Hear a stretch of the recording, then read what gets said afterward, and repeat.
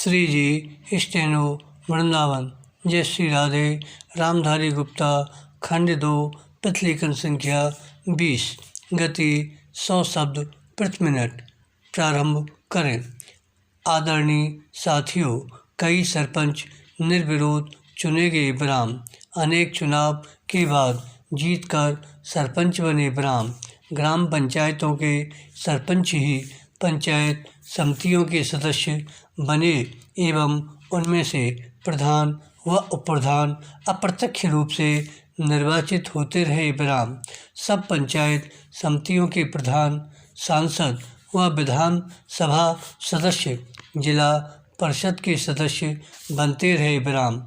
उन्हीं में से जिला परिषदों के प्रमुख व उपप्रमुख चुने जाते रहे ब्राह्म। न केवल राजस्थान राज्य में ही अपितु देश के अधिकांश राज्यों में पंचायती राज व्यवस्था की स्थापना के आरंभ के वर्षों में इन संस्थाओं ने ग्रामीण विकास की दिशा में अच्छे परिणाम दिए ब्राह्म। लेकिन कुछ वर्षों बाद किन्हीं कारणों की वजह से पंचायती राज संस्थाएं अपने सौंपे गए उत्तरदायित्व को सही ढंग से निष्पादित करने में असमर्थ दिखाई देने लगीं। अर्थात ये संस्थाएं उपेक्षित परिणाम देने में असफल रहीं। इसका सबसे बड़ा कारण इन संस्थाओं के पास वित्तीय साधनों की कमी रही ब्राह्म। साथ ही अधिकांश राज्य सरकारों ने पंचायती राज संस्थाओं के चुनावों में भी अधिक रुचि नहीं ली ब्राह्म। पंचायती राज संस्थाओं को अधिक गतिशील बनाने हेतु अशोक मेहता कमेटी ने सिफारिश की कि विकास कार्यक्रमों एवं योजनाओं को क्रियान्वित करने की जिम्मेदारी जिला परिषदों की हो। समिति के अनुसार पंचायतें 10-15 गांवों की मंडल पंचायत हों तो अधिक सक्षम होंगी। ये मंडल पंचायतें ग्रामीण विकास योजनाओं को क्रियान्वित करेंगी। साथ ही समिति ने पंचायती राज संस्थाओं के चुनाव मुख्य निर्वाचन अधिकारी से करवाने की सिफारिश भी की।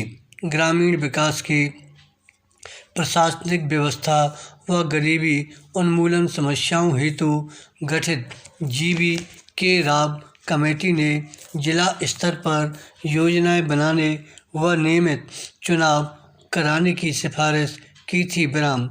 देश की पंचायत राज व्यवस्था को सुदृढ़ व पुनर्जीवित करने हेतु गठित डॉक्टर लक्ष्मीमल सिंघवी कमेटी ने ग्राम पंचायतों को अतिरिक्त वित्तीय साधन देकर अधिक सक्षम बनाने पर बल दिया तथा साथ ही पंचायती राज संस्थाओं को संवैधानिक मान्यता दिए जाने पर भी विशेष बल दिया। पैरा देश में पंचायती राज संस्थाओं की बिगड़ती हुई स्थिति को ध्यान में रखते हुए पूर्व प्रधानमंत्री श्री राजीव गांधी ने पंचायती राज ढांचे को सुदृढ़ बनाने की कल्पना की थी और उन्होंने पंचायतों को अधिक अधिकार सौंपने तथा महिलाओं और कमज़ोर वर्गों की इन संस्थाओं में अधिक से अधिक भागीदारी देने की परिकल्पना की थी ब्राह्म।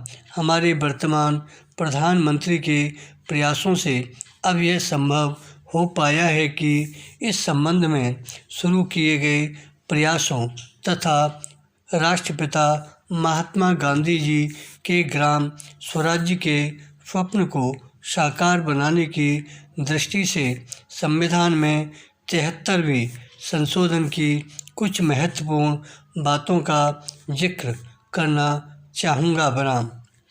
पंचायती राज संस्थाओं को प्रथम बार संवैधानिक दर्जा दिया गया ब्राह्म। सभी राज्यों में पंचायती राज की त्रिसूत्री पद्धति लागू की गई ब्राह्म। लेकिन जिन राज्यों की जनसंख्या 20 लाख से कम है वहाँ बीच के स्तर की इकाई गठित करने की मर्जी राज्य सरकारों पर छोड़ी गई है बनाम ग्राम सभा को वैधानिक दर्जा दिया गया बनाम हर 5 वर्षों में अनिवार्य रूप से चुनाव होंगे। चुनावों की व्यवस्था एक स्वतंत्र चुनाव आयोग कराएगा। धन्यवाद। श्री हरदास।